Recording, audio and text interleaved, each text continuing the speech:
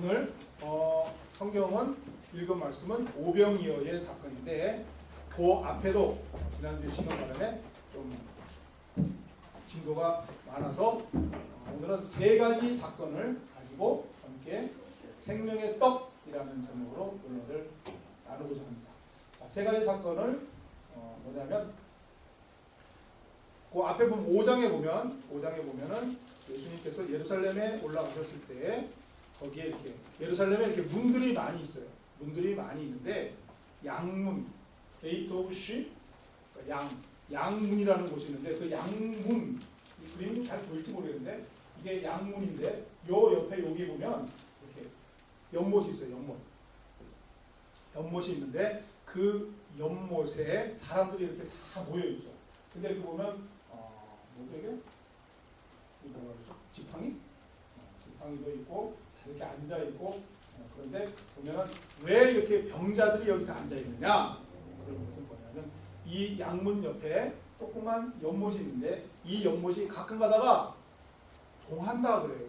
뭐 한국말로 때 부글부글 끓어오른다든가 아니면 제가 거기는 안 가봤는데 뭐 아일랜드나 이런 데 가보면 이렇게 뜨거운 용암, 온천이 이렇게 푹 올라오긴 한다며요. 분출한다 그러나? 아무튼 그런 물의 움직임이 있대요. 가끔 가다가 불특정 때에 갑자기 이 물이 부글부글 끓거나 분출하면 이때 제일 먼저 연못에 뛰어드는 사람은 모든 병이 다 낫는다 이렇게 된 거예요. 그래서 이 연못 주위에 사람들이 전부 대기하고 있는 거예요. 온 사방 각지에서 또 모였겠죠? 한국만 해도 오색약수터 같이 이름난 약수터만 가면 사람들이 온 전국에서 몰려들잖아요. 어떻게 알죠? 들리는 말씨를 보면 온갖 사투리가 다 나오고 거기 서 있는 전세버스를 보면 알잖아요. 더 했겠죠. 약수 먹으면 위장이 좋다 이런 게 아니라 뛰어만 들면 모든 병이 다 낫는다 이렇게 돼 있으니까 모든 사람들이 여기 다 모였었던 거예요. 그래갖고 전부 물이 동하기만 기다리는 거죠. 그런데 거기에 38년 된 병자가 있어요. 그림이 나오는 것처럼 안전병이죠. 아마 나이가 몇 살인지는 나와 있지 않은데 거의 선천적으로 안전병이든가 아니면 어린 나이에 소아마비 같은 거겠죠. 38년 동안 앓고 있는 사람이 있는데 이 사람이 앉아 있는데 주님이 가서 보는 거예요. 너 어디 아프냐? 그랬더니 저는 이렇게 아픈데 제가 이 물이 동할 때 뛰어들어야 되는데 보시다시피 안전병이잖아요. 그러니까 1등으로 뛰어들 수가 없는 거예요. 아무리 뛰어들려고 해도 다른 사람이 먼저 뛰어드는 거예요. 누가 제일 먼저 뛰어들까요? 아마 뭐 눈병 걸린 사람들, 아니면 위장병 걸린 사람들, 아니면 팔이 바보인 사람들, 장애인인 사람들. 그 사람들은 뛰어들려면 뭐가 있어요? 발만 있으면 되니까 제일 빨리 하는 거겠죠. 그러니까 여기 광경 아마 재밌을 것 같아요. 아침마다 운동하는 사람들 많을 거예요. 주로 달리기 연습들 많이 할 거예요. 오래 달릴 것도 없어요. 빨리 순발력으로 30m 달리기 이런 거. 그런 하소연을 할 때 예수님께서 이렇게 보시더니 그러니 저는요 정말 빨리 뛰어들어서 낫고 싶은데 도와줄 사람도 없고 그래서 항상 이렇게 38년 동안 여기 있습니다. 이렇게 얘기하니까 예수님이 그래? 자리를 들고 일어나라. 그러니까 사람이 갑자기 자리를 들고 일어난 거예요. 그리고 나니까 얼마나 신이 나요. 그래갖고서 난리를 치고 여기를 돌아다니는 거예요. 이게 38년 된 병자가 예수님을 만나서 고침을 받은 사건이 5장 1절부터 나와 있어요. 그 다음에 또 지나가면 이제 오늘 그 스텔라가 읽은 오병이어의 기적이 6장에 나오죠. 오병이어의 기적은 뭐냐면 예수님께서 이제 이렇게 병자도 고치시고 말씀도 좋으시고 하니까 사람들이 계속 쫓아다니는 거예요. 그래서 예루살렘에서 내려오셔서 다른 데로 가셨는데도 사람들이 계속 쫓아다니면서 예수님께 무슨 말씀을 들을까 아니면 무슨 뭐 기적을 받을까 해서 계속 쫓아다니는데 어떤 광야에는 한 5,000명 정도 이게 성경에 나와 있는 숫자는 항상 남자만 얘기하는 거예요. 성인 남자. 그러니까 애들도 있을 거고 왜냐면 나중에 보면 도시락 싸우는 애들 있잖아요. 그 다음에 항상 그 여자분들이 교회로도 잘 다니잖아요. 그죠? 그러니까 여자분들도 많을 거니까 한 몇만 명이 됐나 봐요. 이 사람들이 전부 예수님을 쫓아다니다 보니까 날이 기웃기웃 저물기 시작하는 거예요. 저녁이 돼가기 시작하니까 걱정인 거죠. 그러니까 이분들이 전부 다 여기서 밤을 꼬박 새든가 아니면 빨리 돌아가야 되는 거예요. 먹을 것도 없잖아요. 그 광야에서 먹을 게 어디 있어요? 그러니까 예수님이 그거를 물끄러미 보시더니 사람들이 너무 많고 해가 기웃거리져 가고 다들 이제 탈진하고 배고파 하니까 예수님이 가만 보시더니 빌립이라는 제자를 하나 불러요. 빌립아, 저 사람도 배가 고플 것 같은데 좀 먹여야 되지 않을까? 또 빌립이, 주님, 저 사람들 숫자를 보세요. 저 사람들 숫자 빵을 먹이려면 조금씩 먹으려도 200데나리온의 빵이 필요합니다. 그러니까 굉장히 많은 양이겠죠. 예를 들어서 식빵 하나씩만, 아니 단팥빵, 앙꼬 단팥빵, 보름달 하나, 초코파이 하나씩만 먹이려도 초코파이 계산이 안 됩니다. 한 박스 몇 개 되는지 모르겠지만 아무튼 2만 개가 필요하잖아요. 그걸 이 돌판에서 어떻게, 아무리 사람들 돈을 걷어서 살려도 살 데도 없고 지금 방법이 없습니다. 그래? 그렇구나. 그래서 예수님께서 여기서 표현이, 아까 스텔라 읽은 거 표현을 보면 그렇게 돼 있죠. 예수님은 방법을 아시는데도 일부러 빌립을 시험하느라고 그러셨다고 해요. 그래서 가만히 계시니까 그때 베드로의 형제 앤드류가 혹시나 해서 찾아다녔는가 봐요. 먹을 게 뭐 있나 했더니 요 소년애가, 요 꼬마애가 아마 예수님한테 간다고 엄마가 도시락을 싸줬나 보죠. 그때 도시락이었던 것 같아요. 그때 보리떡 5개, 물고기 2마리, 그것을 얘가 갖고 있었던 거예요. 그러니까 안드레가 그걸 보고, 주님, 얘가 갖고 있는 게 이게 답니다. 이 온 군중 중에 제가 뒤져봤는데 음식이라고는 얘 도시락 보리떡 5개, 5병, 물고기 2마리, 2여, 그래서 그거밖에 없습니다. 이게 단데 이거 갖고 어떻게 이걸 먹어요? 그러니? 알겠다. 그러면 사람들 전부 다 불러서 질서 정연하게 줄 맞춰서 앉혀봐라. 그래갖고 요한복음에 잘 나와 있지 않은데 마가복음인지 누가복음에 보면 50명씩 100명씩 이렇게 딱딱딱딱 줄을 맞춰서 이렇게 앉혔다고 그랬어요. 그때 주님께서 이 소년의 도시락을 가지고 하늘을 향해서 축사하시고, 축사, 저희들 성찬하잖아요. 성찬할 때 축사한다 그러잖아요. 그를 하나님께 감사드리고 갖다 나눠줘요. 그랬더니 떡 5개를 가지고 나눠주는데, 광주리에 떡 5개를 남아서 사람들에게 나눠주면 하나 주면 4개 남아있죠. 아무리 줘도 계속 나오는 거예요. 고기도 아무리 줘도 계속 나오는 거예요. 그래서 거기 모인 사람들이 다 먹었다. 그게 5병의 기적이에요. 그 두 번째 사건이요. 자, 여러분이 만약 그 자리에 있었으면 어떻게 됐겠어요? 이야, 주님만 잡으면 나는 평생 걱정 없네. 계속 주님 쫓아다닌 거예요. 그래서 주님이 계속 이렇게 가는데 너무 사람들이 쫓아다니는 거예요. 그러니까 주님이 피곤한 게 아니라 나중에 보면 그런 내용이 나와요. 이 사람들이 전부 주님을 붙잡아갖고 자기 왕으로 삼으려고 하는 거예요. 지금은 로마의 식민지라고 했습니다. 그리고 로마가 많은 세금도 많이 걷어가고 굉장히 좀 이렇게 살기 힘들 때에 다 가난한 사람들 모였을 거 아니에요. 근데 주님은 5개 갖고 2마리 갖고 보리떡 5개 갖고 기도만 하면 자기도 얼마든지 먹는 거잖아요. 그러니까 이분만 붙잡으면 우리 살게 돼. 이분을 우리가 왕으로 삼자. 그래서 막 잡으러 다녀요. 그러니까 예수님이 원래 오신 목적이 그게 아니니까 그것을 피해서 그렇게 한적한 곳으로 가셔야 되죠. 늘 기도도 하셔야 되니까.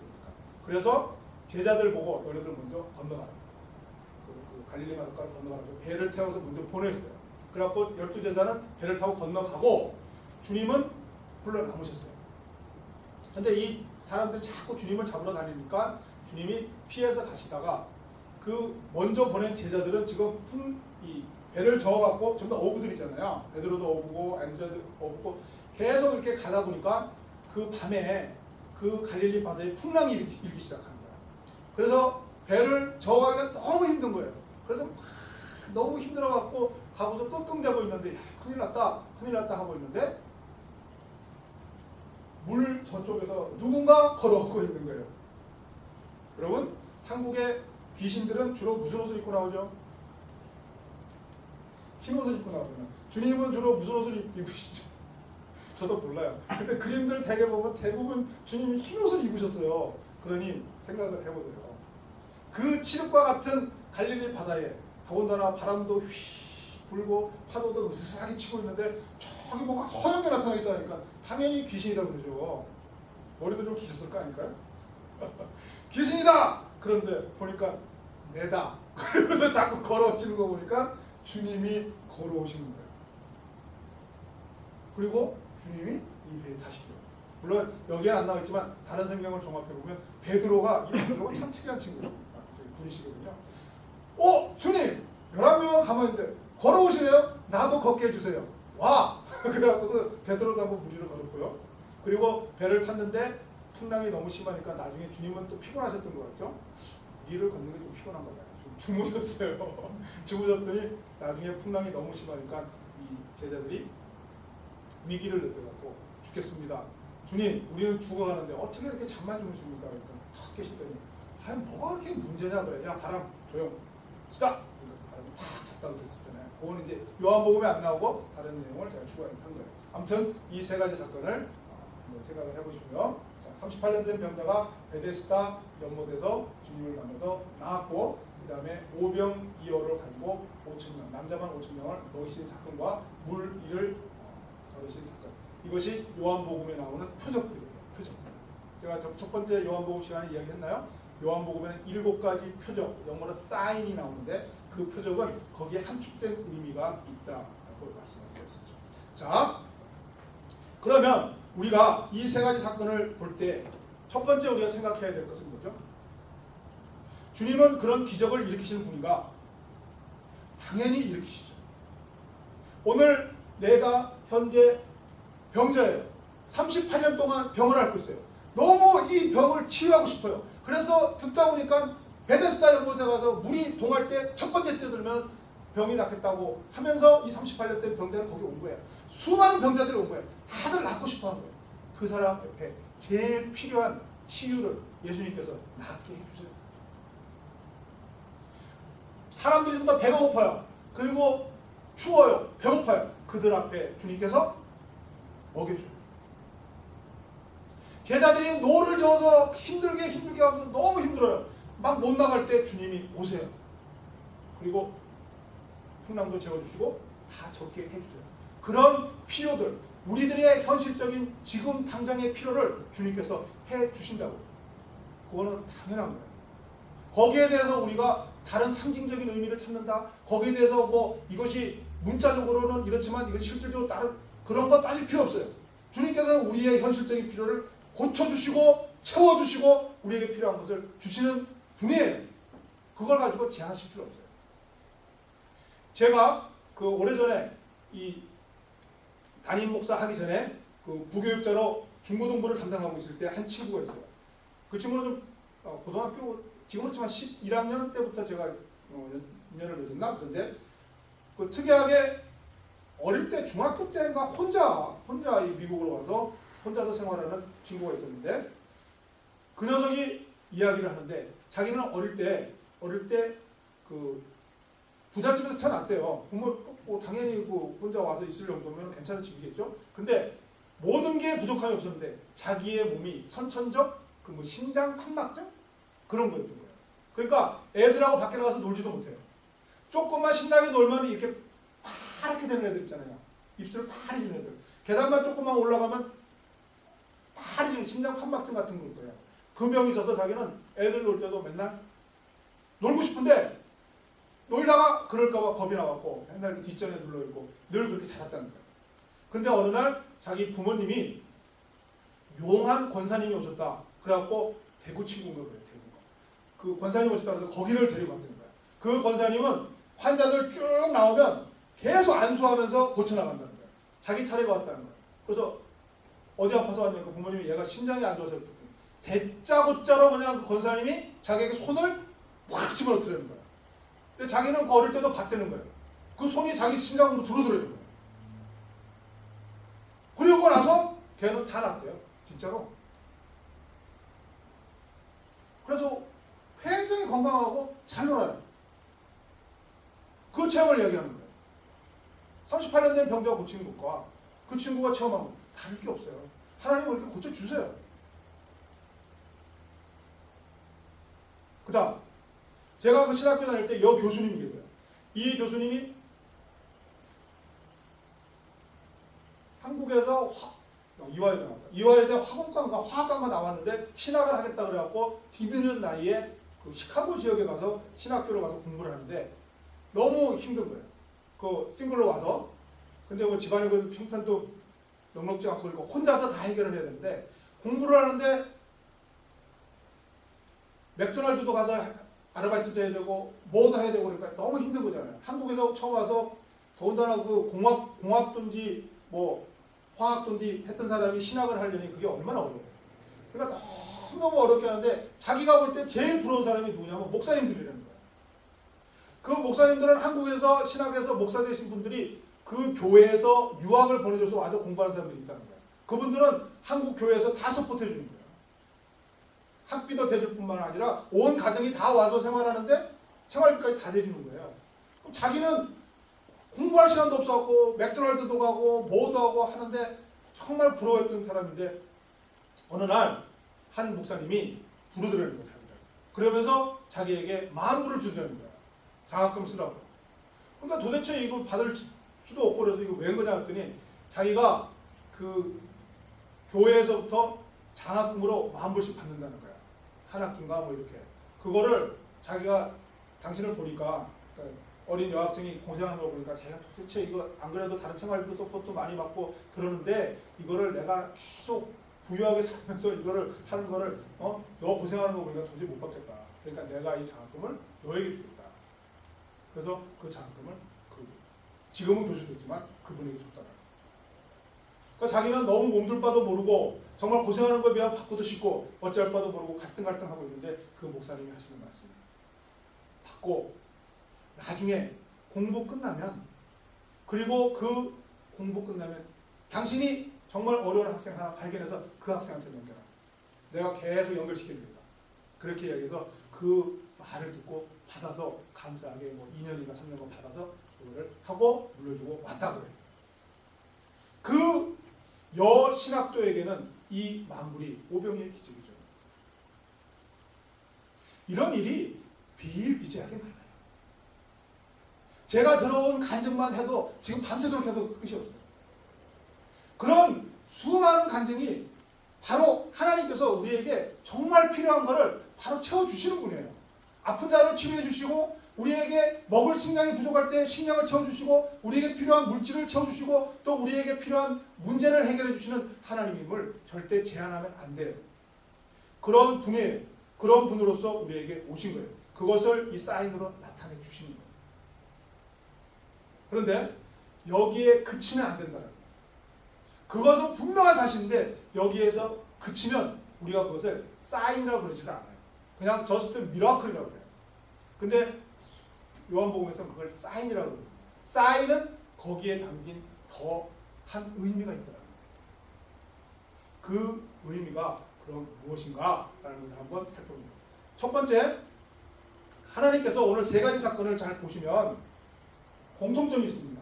어떤 공통점이 있냐면 이 환자는 38년 된 병자는 자기가 낫는 방법은 베데스다 연못에 들어가는 것이라고 생각하고 있었어요. 그렇죠? 이 빌립, 누가 빌립인지 모르겠는데 빌립과 안드레는 빌립은 생각하기에 여기에 모인 몇만 명의 군중을 먹이기 위해서는 200데나리온의 양이 필요하다. 계산이 맞죠? 그 다음에 안드레도 이 보리떡 5개와 물고기 2마리 가지고는 여기에 모인 군중을 먹일 수 없다라는 계산이 분명히 있는 거예요.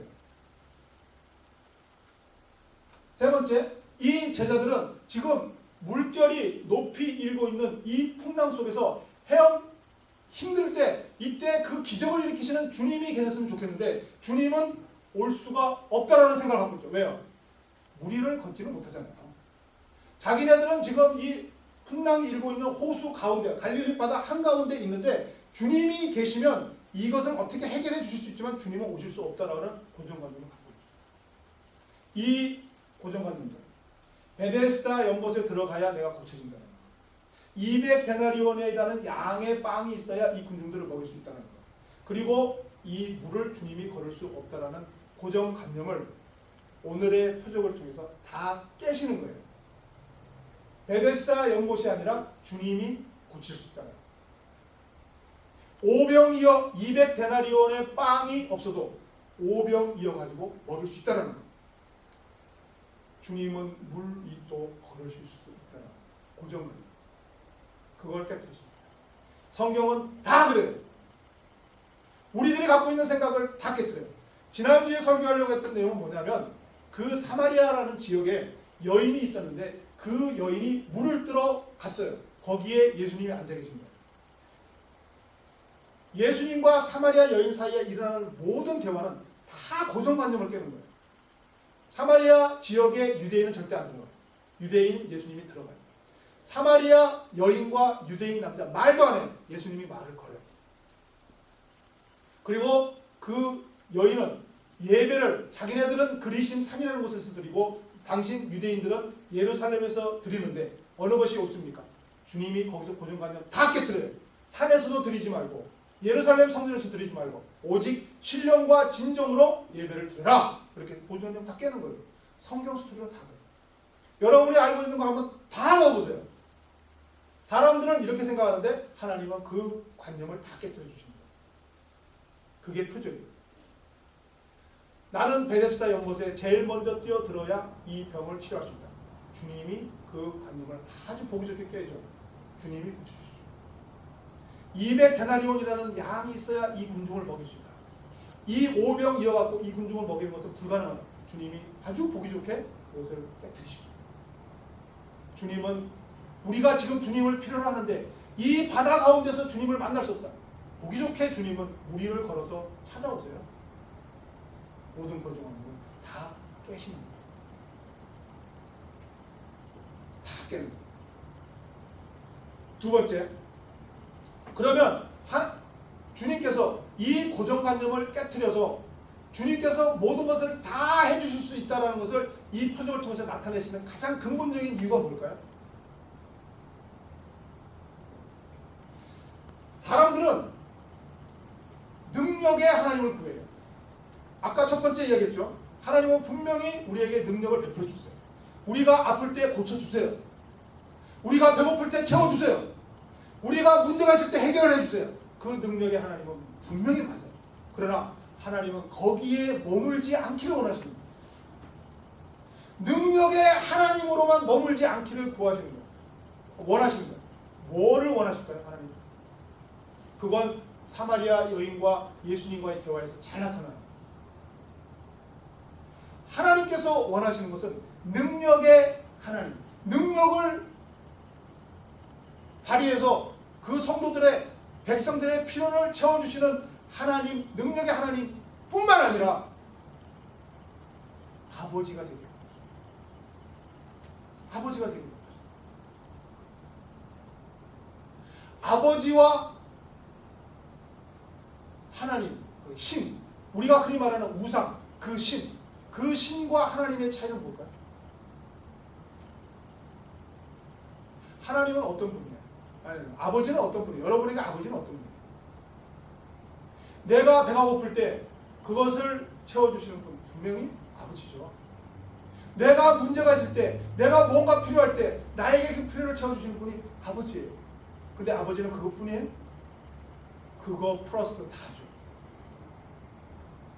아버지는 우리의 아버지예요. 우리를 사랑해요. 우리에게 모든 것을 다 주시려고 해요. 그런데 우리가 그때에 1년 전에 돈이 100만 원이 필요했을 때 100만 원도 주시는 거예요. 우리가 3달 전에 머리가 아팠을 때 와서 머리에 손도 얹어주시고 병원도 보내주시는 분이에요. 근데 그것뿐만 아니라 모든 것을 다 주시는 게 우리의 아버지잖아요. 하나님께서 오늘 표적을 통해서 말씀하시고자 하는 것은 바로 그 내용. 그 뒤에 나오는 내용이, 그 오병이어의 기적 뒤에 나오는 내용이 뭐냐고 하면, 예를 들어서 자꾸 그들이 오병이어의 기적을 보고서 자꾸 예수님을 붙잡아갖고 왕으로 삼으려고 그러고 쫓아다니니까 예수님께서 뭐라고 이야기를 하시냐면, 진실로 너희에게 이르노니 너희가 나를 찾는 것은 표적을 본 까닭이 아니요 떡을 먹고 배부른 까닭이다. 내가 먹고 내가 맛을 보고 내가 배부른 그것으로 찾는 것이지 그 표적에 담긴 뜻을 본 것이 아니다는 거예요. 그래서 하시는 말씀이 결정적으로 썩는 양식을 위하여 일하지 말고 영생하도록 있는 양식을 위하여 하라. 썩는 양식, 너희들이 먹어 배부른 거, 그거 놔두면 썩잖아요. 그걸 위해서 일하지 말고 영원한 양식을 위해서 일하라. 바로 하나님께서 예수님을 통해서 표적을 보여주신 것은 영원한 양식을 보여주시는 거예요. 그 썩는 양식, 지금 잠깐 먹고 배부르는 그것을 위해서 표적을 베푸신 게 아니라 이것을 베푸심으로 해서 그분이 너희들에게 영원한 양식을 주시는 아버지임을 나타내십니다. 그래서 오늘 설교 제목처럼 생명의 떡이라는 이야기가 나오는 거예요. 생명의 떡. 우리가 항상 성찬을 할 때 보면 제가 많이 읽어드리는 말씀이죠. 내 살은 참된 양식이요 내 피는 참된 음료로다. 내 살을 먹고 내 피를 마시는 자는 내 안에 거하고 나도 그 안에 거하라. 이것은 곧 세상을 향한 생명, 나는 곧 생명의 떡이니라. 예수님께서 주시고자 하시는 것은 내가 지금 만들어서 너에게 주는 보리떡 5개와 물고기 2마리, 그게 아니라 나를 주는 거예요. 자신 전체를 주시기를 원하시는 거예요. 그래서 나를 먹고 마시라고 얘기해요. 어려워요? 그래서 그게 쉽게 풀리잖아요. 뭐가 풀리죠? 요한복음 1장에 그렇게 강조하신 말씀이 육신이 되어 있다는 것입니다. 예수님의 육신, 예수님이 지금 자꾸 기적을 보고 쫓아다니는 사람들에게 나를 먹고 나를 마시라고 그러잖아요. 무슨 식인종인가? 성도들이 그래요 지금. 근데 예수님께서 하시는 말씀의 뜻은 나를 먹고 나를 마시라는 것은 내가 곧 말씀이니 말씀을 먹고 말씀을 마시라는 거예요. 우리에게 필요한 떡을 주세요. 우리에게 필요한 기적을 일으켜 주세요. 내가 아플 때 고쳐주세요. 그것으로 그치는 게 아니에요. 그런 능력만 행해 주시는 신이 아니라 그것을 해주고도 남을 만한 아버지라는 거예요. 그 아버지임을 알기 위해서는 우리가 뭘 해야 된다고요? 예수님을 먹고 마셔야 되는데 예수님은 말씀의 말씀을 먹고 마셔야 아버지임을 깨달아요. 그러니 여러분 이 교회를 다닌다면서 하나님을 믿는다면서 말씀을 소홀히 하면 안 되는 거예요. 더 이상 어떻게 말씀 못하겠어요.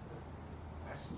왜냐하면 예수님이 지금 자기를 먹고 나를 내어준다고 그러잖아요. 그 오병이의 기적을 일으키시고 풍랑을 잠재우시고 무리를 걸으시고 38년 된 병자를 고치시는 그분을 내어준다고 그러잖아요. 그 능력 자체를 다 준다고 그러잖아요. 나를 먹고 나를 마시라는 거예요. 그 말씀을 먹고 말씀을 마시고 묵상하고 그 말씀을 또 묵상하고 말씀대로 자꾸 살다 보면 그 아버지를 소유하게 돼요. 그게 영생이다. 그게 생명의 떡이라는 거예요.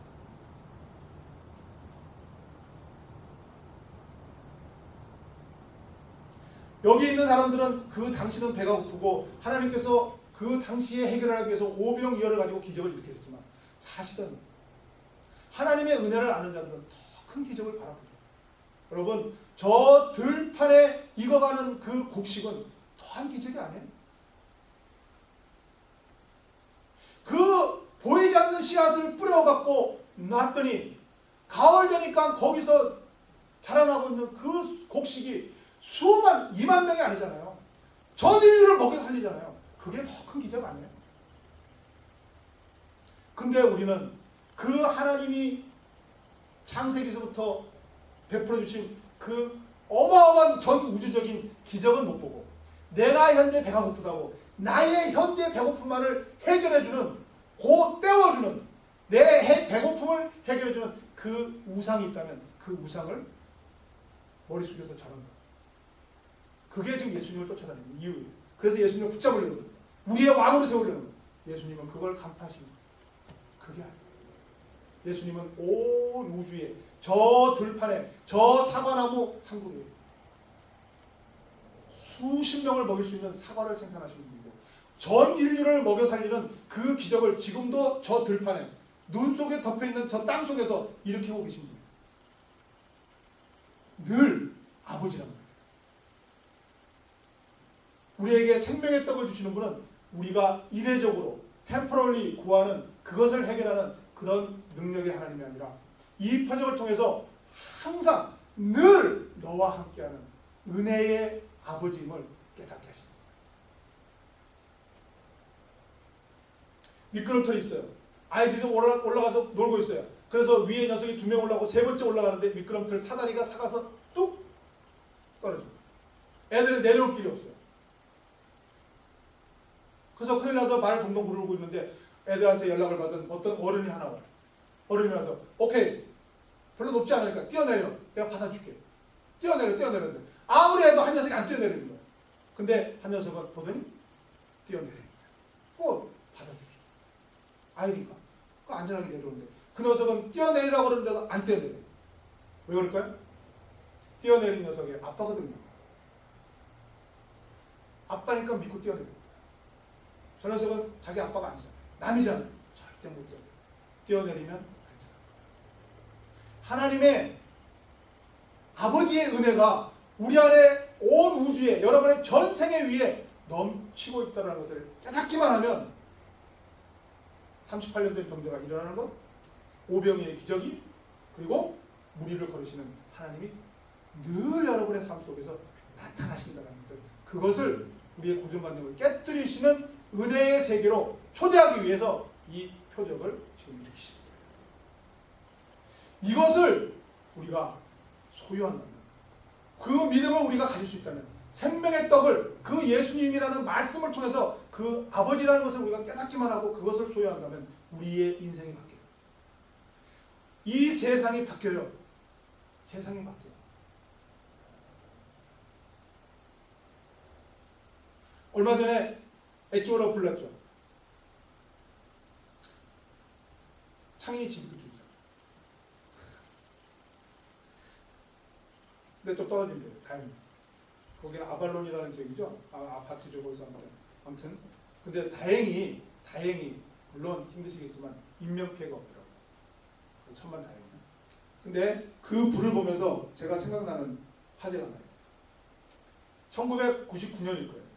한 15년 전에 인천에 호프집이 하나 있었어요. 거기서 불이 난 적이 있거든요. 왜 그게 기억이 나냐면 제가 인천이고 그 동네를 자주 갔었고 그랬던 동네니까.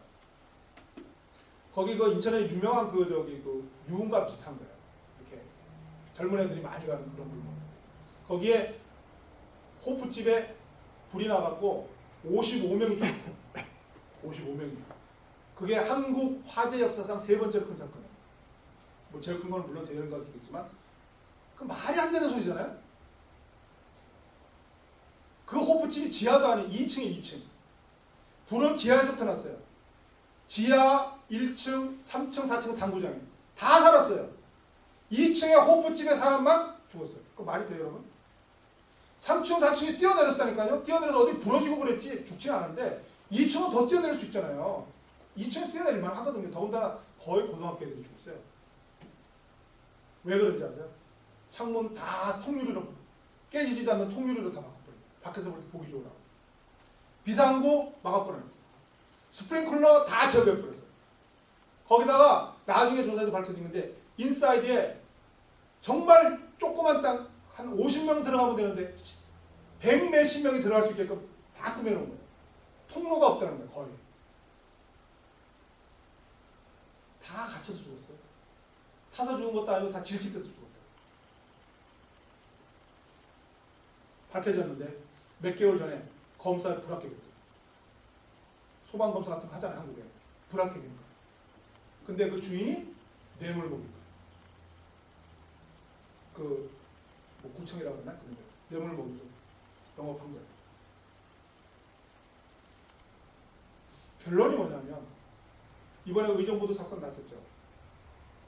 대봉 무슨 아파트가 있었잖아요. 근데 거기도 제가 왜 관심을 갖냐면 4명이 죽고 뭐 많이 사람이 다쳤다고 해서 넘어가는 줄 알았더니 얼마 전에 신문에 사진 하나 탁 났는데 너무 안타까운 사진이 나온 거예요. 소방관이 어린애 하나를 안고 있는데 그 앞에 이렇게 들것에 누워있는 그 여자가 있었어요. 그 여인이 죽었더라고요. 오랫동안 병원에 있다. 근데 제목이 세상에 둘밖에 없는 모자를 갈라놓은 화재 이렇게 돼 있어서 그게 좀 이상하잖아요. 말이. 세상에 둘밖에 없는 모자를 갈라. 그게 무슨 말인가 해서 좀 이상해서 봤더니 그 엄마가 고아예요. 고아로 입양 갔다가 다시 한번 입양해서 다시 왔던 걸 파양이라고 하는데 그 단어도 처음 배웠는데 파양이라고 하죠. 그 와서 혼자서 살면서 미혼모로 애를 낳은 거예요.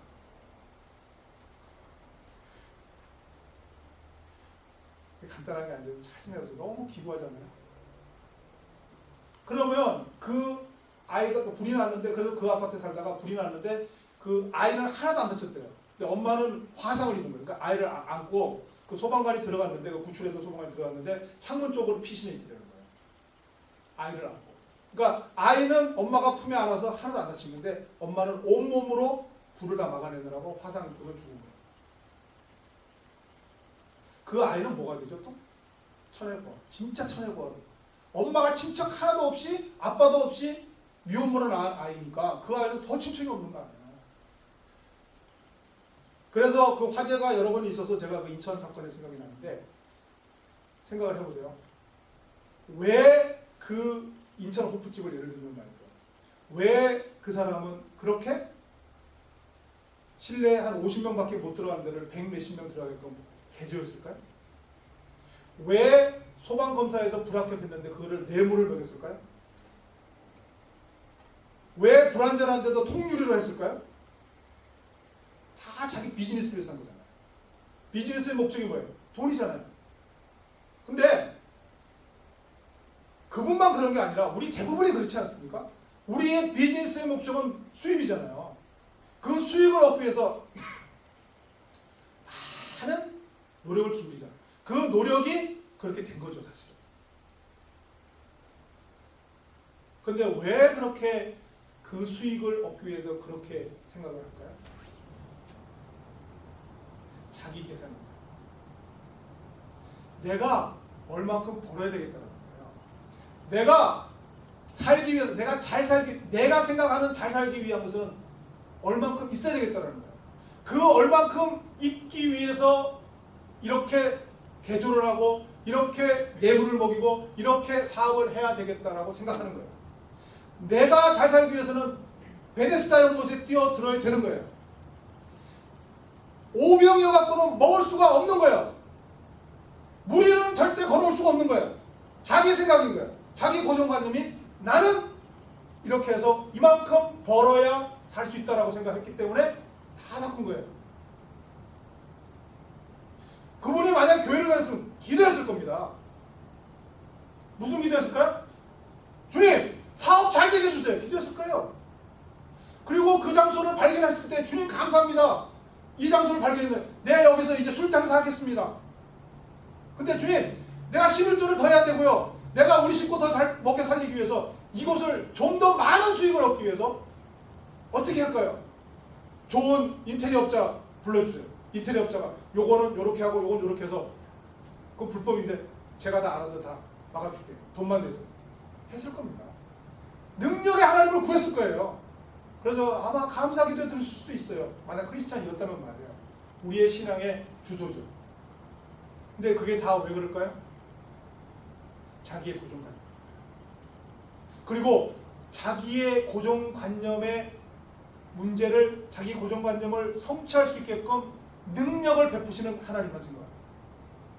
내가 배가 고픕니다. 내가 월 1억을 벌어야 됩니다. 내가 현재 월 5천만 원밖에 안 됩니다. 배가 고픕니다. 이 배고픔을 채워주세요 라고 능력의 하나님을 구했을 거예요.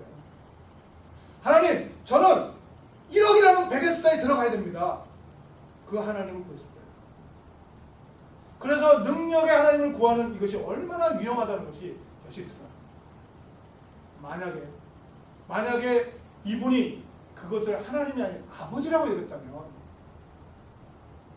아버지가 은혜를 베풀어 주신다는 것을 여겼다면, 오늘 예수님께서 보여주신 것처럼 베데스다에만 들어가는 것만이 고치는 것이 아니에요. 오병이어로도 먹일 수 있다는 것을 보여주시고 무리를 걸을 수 있다는 것을 보여주신다면 자기의 계산을 내려놓을 거예요. 아, 나는 1억 있었으면 좋겠는데, 아버지가 나의 아버지가 부자잖아요. 은혜를 베푸시잖아요. 그러면 내가 이렇게 불법으로까지 하면서까지 1억을 벌어서는 안 되지. 내가 그냥 정상적인 영업을 해서 3천만으로, 그러면 3천만 원 갖고 7천만 원은 부족한 것 같지만 그 7천만 원이라는 부분은 하나님의 은혜, 내 아버지의 은혜로 채울 수 있겠죠. 그것을 믿고 불법을 행하지만 않을 수가 있단 말이에요. 의정부 아파트도 그렇다고요. 물론 모든 사고가 일어나고 나면 뒤에는 항상 그런 게 있죠. 산풍. 자재를 잘못 썼다. 건축을 잘못했다. 뭐 성수대교 다 부실 공사다. 다 나타나지만 그 의정부 대봉인가 그 아파트도 그래요. 그 맨 위에는 허가를 오피스텔로 받아놓고 거기를 불법으로 개조를 해서 더 많은 방을 들어놓고 거기를 오피스텔로 분양한 게 아니라 사람들 아파트로 분양했다고 이런 말도 나와요. 항상 그렇죠. 그 모든 것의 원인은 뭐죠? 다 돈이에요. 비즈니스예요. 그 비즈니스인데 제가 돈이 나쁘다 비즈니스 나쁘다는 게 아니에요. 우리는 비즈니스 할 수밖에 없어요. 우리는 돈이 필요할 수밖에 없어요. 그러나 우리가 그 비즈니스 마인드와 우리의 돈의 마인드를 나의 고정관념으로 생각하느냐 아버지의 은혜에 맡기느냐가 하나도 안 맞아요. 내 고정관념을 가진다면 하나님을 그 고정관념을 성취해주는 하나의 수단으로 이용할 뿐이에요. 그건 은혜가 아니에요. 그건 나의 욕심이에요. 나의 욕망이에요. 나의 욕망을 이루는 하나님을 이용하는. 그게 아니라 오늘 예수님께서 우리에게 보여주시는 것은 하나님이 그런 분이 아니라 아버지다라는 은혜를 베풀어 주신 분이다라는 거예요. 그 은혜의 세계로 들어오라는 거예요. 그게 표적의 의. 이 표적을 통해서 은혜의 세계로 들어오라는 거예요. 너가 생각하는 베데스다 곳이 아닌 주님이 너를 고친다. 너가 생각하는 200데나리온의 빵이 꼭 필요한 게 아니라 오병 이어 가지고도 하나님의 은혜로 모든 사람을 먹일 수 있다는 거예요.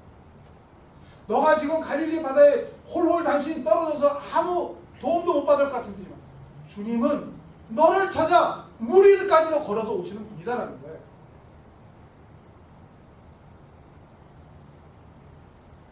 그 아버지의 은혜의 세계, 그 은혜의 세계로 지금 주님은 표적을 통해서 우리를 추천하십니다. 그래서 이제 우리의 고정관념에서 벗어난 사람, 우리의 고정관념은 어떤 관념이냐면 양은 냄비 같은 게 굳이 따지면 양은 냄비는 뭐죠? 빨리 끓여야 되는 거야. 아 배고프다. 빨리 끓여야 돼. 양은 냄비에다 불 켜면 5분이면 다 5분도 안 걸리지 그죠? 금방 끓여요. 그리고 이제 배가 불러요. 탁 불 끄면 양은 냄비도 금방 식어요. 그러나 하나님의 은혜, 아버지의 은혜를 생각하는 사람들은 무쇠솥과 같은 거예요. 무쇠솥. 밑에서 불이 올라오고 무쇠솥이 너무 크고 너무 두꺼우니까 금방 전달은 안 되지만 믿음으로 신뢰하며 기다리고 있으면 금방 끓지는 않지만 나중에 서서히 끓어오르면 정말 오래가고 정말 많은 양이 풍성하고도 진득하게 오래가는 그 무쇠솥에 그런 은혜의 세계가 있다. 능력의 세계, 그 능력만을 구하는 세계는 오히려 다람쥐 같아요. 저희 아파트도 다람쥐 가끔 올라오거든요. 베란다. 한번 가만 보면요. 얼마나 다람쥐가 웃기는지 몰라요. 잠시도 쉬질 않아요. 누나를 잠시도 멈출 데가 없어요. 계속 굴려요. 그 누나를 계속 굴리면서 입으로는 계속 먹어요. 눈치를 보면서 계속 먹고 있다고요. 능력을 구하는 믿음의 세계. 하나님한테 구해야 돼요. 왜요? 인간의 욕심은 한이 없잖아요. 내 욕심, 내 기준으로 베데스다 뛰어들고 라고 하면 아마 그 다음에는 또 더 뭐 많은 물질을 구하기 위해서 또 어디를 가서 지성을 드려야 된다고 그리심산을 가야 될까요? 예루살렘 성전을 가야 될까요? 몇 번을 가야 될까요? 금식을 몇 번을 해야 될까요? 계속 따질 거예요. 다람쥐처럼 그 야욕의 욕망의 눈을 계속 굴리면서 입으로는 계속 먹어야 되는 거예요. 능력을 구하는 거죠. 아버지의 은혜를 믿는 사람들은 호랑이에요. 호랑이. 밀림의 왕처럼 뜨뜻하잖아요. 든든하잖아요. 더 모기를 안 잡는 것도 아니죠. 잡을 때는 무섭게 최선을 다해서 먹고 나면 또 한번 큰 소리로 울고 느긋하게. 양은 냄비가 될래요? 무쇠솥이 될래요? 다람쥐가 될래요? 호랑이가 될래요? 제가 분명히 얘기해요. 하나님은 능력 주시는 분이에요. 우리의 필요를 채워주시는 분이에요. 그거를 제한하지는 말아요. 마음껏 구하세요. 그리고 마음껏 누리세요. 그러나 거기에 그치는 게 아니라 아버지, 그 아버지의 은혜의 세계로 들어가시라고. 늘 물을 건너서까지, 무리를 걸어서까지 우리에게 찾아오시고 우리에게 5병 이어가지고도 5,000병을 먹이실 만한 그 능력으로 부어주시는 그 하나님의 은혜를 믿으며 살아가는 하나님의, 오늘 성경에 나오는 children of God, 하나님의 자녀처럼 살아가는 여러분이 되기를 간절히 축원합니다. 마지막으로 한 예를 들고 마칠